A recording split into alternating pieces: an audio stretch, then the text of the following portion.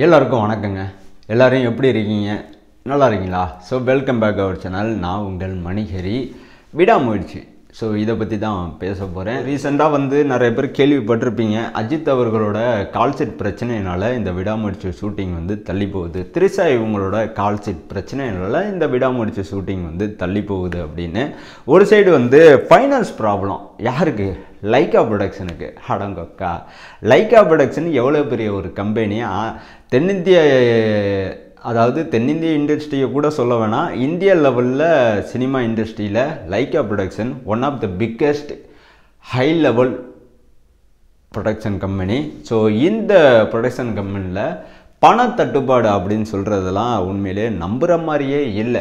இருந்தாலும் சொல்கிறாங்களே, ஏன்னா மூத்த ஜேர்னலிஸ்ட் அவர்கள், அதனால் இதை புறம் தள்ளிட முடியாது. இதுக்காண்டி நாம் தேட ஆரம்பித்தேன்.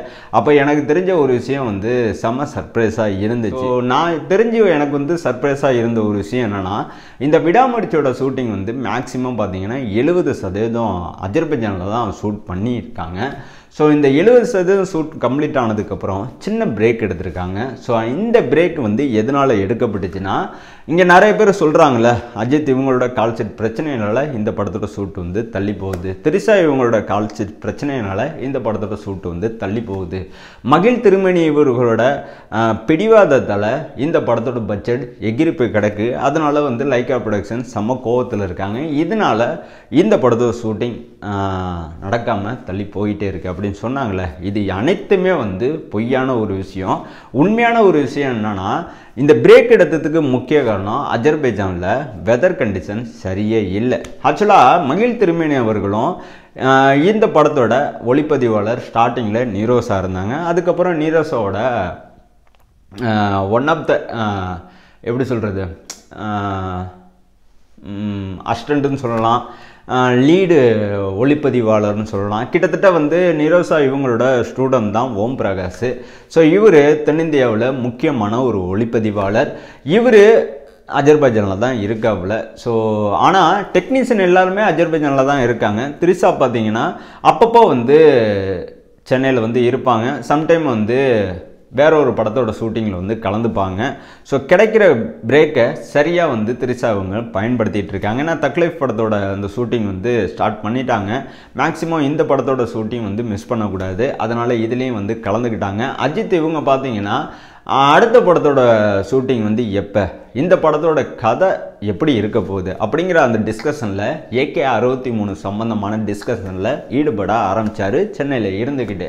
ஆனால் ஒட்டுமொத்த டெக்னீஷியனும் அங்கே அஜர்பைஜானில் தாங்க இருந்தாங்க. ஸோ யாருமே சென்னைக்கு வரலை, இன்க்ளூடிங் ஆரோ உள்பட.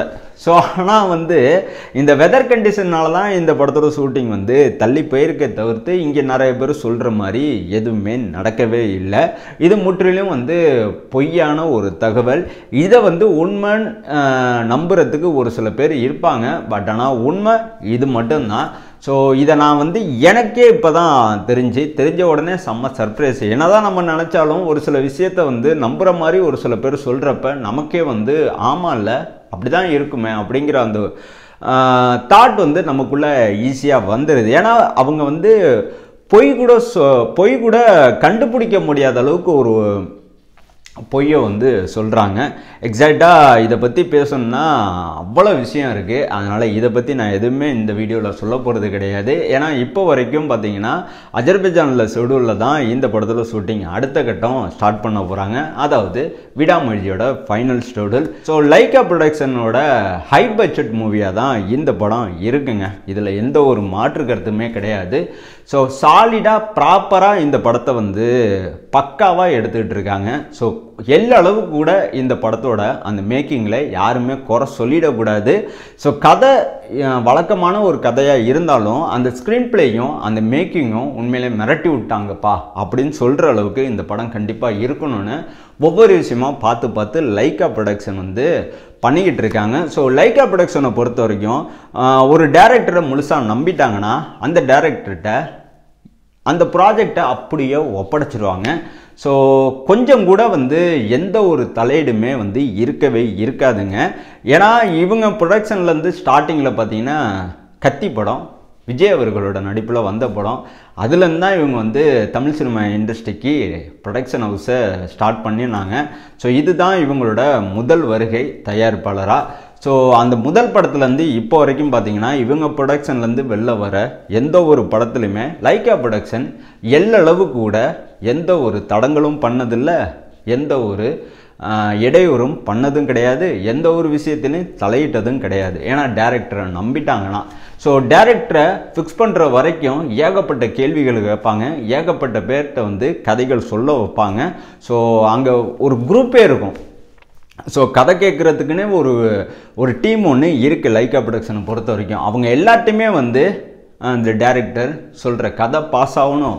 டேரக்டரோட அந்த பாண்ட் ஸ்கிரிப்ட் பார்த்தீங்கன்னா கம்ப்ளீட்டாக இவங்க எல்லாருமே வந்து படித்து பார்ப்பாங்க. அதுக்கப்புறம் ஸ்க்ரீன் பிளே இப்படி தான் வரப்போகுது அப்படின்னு தெரிஞ்சதுக்கப்புறம் ஓகே அப்படின்னு சொல்லிட்டு அப்ரூவல் கொடுத்துருவாங்க. அதுக்கப்புறம் தான் ஷூட்டே வந்து ஸ்டார்ட் பண்ணுவாங்க. இந்த ப்ராசஸே வந்து மகிழ் திருமேனி அவர்கள் கிட்டத்தட்ட 6 மாதமாக பண்ணியிருக்காரு. ஸோ அப்படியாப்பட்ட ஒரு நம்பிக்கை வாய்ந்த ஒரு டேரக்டர் தான் மகிழ் திருமேனி. ஸோ இவரை பொறுத்த வரைக்கும் இந்த படம் உண்மையிலே வந்து வாழ்வா சாவாங்கிற மாதிரி தான். ஸோ இந்த படத்தில் தான் இவரோட கெரியரே இருக்குது. ஸோ இந்த படத்துக்காண்டி தான் இவர் இத்தனை வருஷமாக தமிழ் சினிமா இண்டஸ்ட்ரியில் டைரக்டராக வலம் வராரு. பட் இந்த படத்தில் தான் இவர் எந்த மாதிரி ஒரு டைரக்டர் அப்படிங்கிறத இங்கே உள்ள எல்லாருமே நான் உள்பட தெரிஞ்சுக்க போகிறோம். ஸோ இந்த டைரக்டரு வேற மாதிரி ஒரு டைரக்டருங்க. எனக்கு இவர் மேலே இல்லை, இவர் ஸ்க்ரீன் பிளே மேலே அவ்வளோ நம்பிக்கை. ஸோ ஐடியா மனுஷன் ஃப்ரீயாக வச்சுருப்பாப்புல. ஸோ ஒவ்வொரு ஐடியாவும் ஒவ்வொரு படத்துலையும் வேறு மாதிரி தான் வந்து நிற்கும்.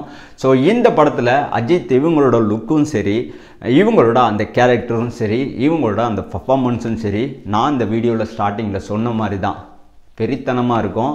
இப்படி ஒரு மாசான ஒரு ஆக்ஷன் படத்தை எப்பா இவர்கிட்ட நம்ம எதிரே பார்க்கலப்பா, மனுஷன் என்னம்மா பிரித்து மெஞ்சிட்டார் அப்படின்னு சொல்கிற அளவுக்கு தான் இருக்க போகுது.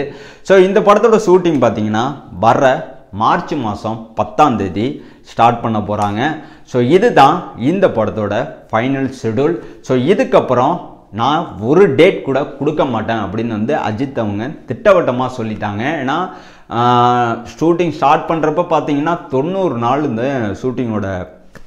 ஷூட்டிங் ஸ்டார்ட் பண்ணுறப்ப பார்த்தீங்கன்னா படத்தோட ஒட்டுமொத்த ஷூட்டிங் டேட் பார்த்தீங்கன்னா 90 நாட்கள் தான். இந்த 90 நாளில் இந்த படத்தை வந்து எடுத்து முடிக்கிறேன்னு மகிழ் திருமேனி அவர்கள் சொன்னாப்புல. எல்லா டேரக்டரும் பண்ணுற ஒரு சின்ன தப்பு தான். ஏன்னா ஒரு டேரக்டரோட ஒவ்வொரு படமும் அவங்களோட வாழ்க்கையை நிர்ணயிக்கிற படங்கள் தான். ஸோ சொல்லப்போனால் வாழ்வா சாவாங்கிற மாதிரி தான். ஒவ்வொரு விஷயமா பார்த்து பண்ணுறப்ப நமக்கு வந்து குறிப்பிட்ட டேட்டில் எடுக்கவே முடியாது. எந்த ஒரு டைரக்டராலுமே குறிப்பிட்ட டேட்டில் எந்த ஒரு படத்துமே எடுக்க முடியாது. ஏகப்பட்ட உதாரணங்கள் இருக்க தான் செய்யுது. ஹிஸ்ட்ரி திரும்பவும் ரிப்பீட் ஆகிருக்கு மகிழ் திருமேனி மூலமாக. ஸோ இவர் சொன்ன மாதிரி உண்மையிலே வந்து தரமான ஒரு படத்தை கொடுப்பாருன்னு அஜித் இவங்க இது வரைக்கும் பொறுமையாக இருந்தாங்க. ஸோ இனிமேட்டு பொறுமை காக்க முடியாது. ஏன்னா அடுத்த கட்ட படத்தோட வேலையில் வந்து கவனம் செலுத்த ஆரம்பிச்சிட்டாரு. ஸோ தமிழ் சினிமா இண்டஸ்ட்ரியில் இவரோட கையசவுக்காண்டி இப்போ வரைக்கும் வெயிட் பண்ணுங்கிற ப்ரொடியூசர்கள் எக்கச்சக்க பேர் இருக்க தான் செய்கிறாங்க. ஆனால் யாருக்குமே கொடுக்காத ஒரு வாய்ப்பை தெலுங்கு இண்டஸ்ட்ரியிலேருந்து ஒரு ப்ரொடக்ஷன் ஹவுஸுக்கு அஜித் இவங்க வந்து கொடுத்துருக்காங்க. ஸோ இவங்க சொன்ன வாக்கை காப்பாற்றணும். அதனால இந்த படத்தோட ஷூட்டிங்கை சீக்கிரம் முடிங்க அப்படிங்கிறது தான் அஜித் இவங்களோட வேண்டுகோள்.